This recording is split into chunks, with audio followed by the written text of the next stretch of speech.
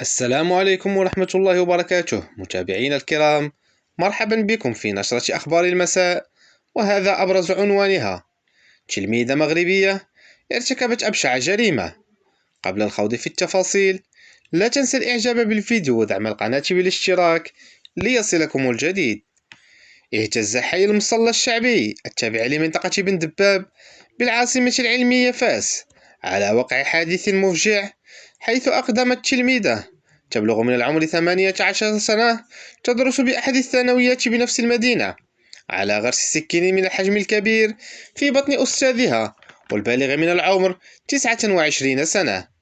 وحسب مصادر مطلعة، فإن التحريات الأولية للجريمة تفيد بأن علاقة عاطفية كانت تجمع الضحية بالفتاة قبل أن تسوء علاقتهما حين أخلف الهالك وعده بالزواج، وأنها ارتكبت هذه الجريمة دفاعا عن شرفها، متهمة الضحية بالهجوم عليها داخل منزله وتعريضها للاغتصاب. شكرا لكم على حسن المتابعة، وإلى اللقاء.